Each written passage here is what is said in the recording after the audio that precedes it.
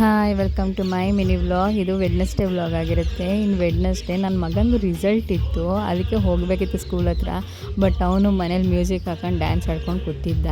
ಸರಿ ಆಯಿತು ನಡಿಯಪ್ಪ ಸಾಕು ಡ್ಯಾನ್ಸ್ ಮಾಡಿದ್ದು ಅಂತ ಅಂದ್ಬಿಟ್ಟು ರಿಸಲ್ಟ್ ಹತ್ರ ಕರ್ಕೊಂಡೋದ್ವಿ. ಅದು ಏನು ಬಂಡವಾಳ ಬಂದೈತೆ ನೋಡೋಣ ಅಂತ ಅಂದ್ಬಿಟ್ಟು, ಆಯಿತು ಬಾ ಮಮ್ಮಿ ನೋಡೋಣ ಇದೇನು ತೆಗ್ದಿದ್ದೀನಿ ಅಂತ ಅಂದ್ಬಿಟ್ಟು ಅವನು ಕರ್ಕೊಂಡೋದ. ಸರಿ ಅಂತ ಅವ್ನು ಸ್ಕೂಲ್ ಹತ್ರ ಹೋದ್ಮೇಲೆ ನೋಡಿದ್ರೆ ನೋಟಿಸ್ ಬೋರ್ಡಲ್ಲಿ ಅವನದೇ ಫಸ್ಟ್ ನೇಮ್ ಇತ್ತು. ಇಡೀ KGಗೆ ಇವನೇ ಫಸ್ಟ್ ಟಾಪರ್ ಆಗಿದ್ದ.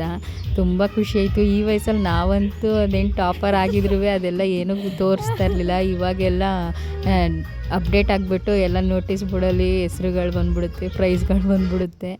ಈಗ ಅವನೇ ಫಸ್ಟ್ ಬಂದಿರೋದಕ್ಕೆ ತುಂಬ ಖುಷಿಯಾಗಿದ್ದಕ್ಕೆ ಅವನು ಬಿಲ್ಡಪ್ ಕೊಡ್ತಾಯಿದ್ದ, ನೋಡ್ದ ಮಮ್ಮಿ ನಾನೇ ಫಸ್ಟು ಅಂತ ಅಂದ್ಬಿಟ್ಟು. ಆಮೇಲೆ ಅವ್ರ ಟೀಚರ್ಸ್ ಎಲ್ಲ ಅವನ್ನ ಮಿಸ್ ಮಾಡ್ಕೋತಾಯಿದ್ರು, ಏಕೆಂದರೆ ಮನೆ ಶಿಫ್ಟ್ ಆಗಿರೋದ್ರಿಂದ ಅವ್ರ ಸ್ಕೂಲ್ಗೂ ನಮ್ಮ ಮನೆಗೂ ತುಂಬ ದೂರ ಆಗುತ್ತೆ.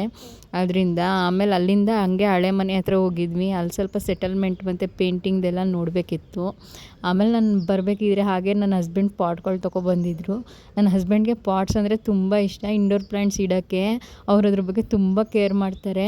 ಮೊದಲು ಹಳೆ ಮನೆಯಿಂದ ಈ ಮನೆಗೆ ಶಿಫ್ಟ್ ಮಾಡ್ಬೇಕಾದ್ರೆ ಎಷ್ಟೊಂದು ಗಿಡಗಳು ಹೋಗ್ಬಿಡ್ತು. ಅದಕ್ಕೆ ತುಂಬ ಬೇಜಾರಾಗಿ ತಿರ್ಗಾ ಎಲ್ಲ ಹೊಸ ಪಾಟ್ಗಳು ತೊಗೊಬಂದು ಅದಕ್ಕೆಲ್ಲ ಮಣ್ಣು ಹಾಕಿ ನೀರು ಹಾಕಿ ಗಿಡ ಎಲ್ಲ ನೆಡ್ತಾಯಿದ್ರು.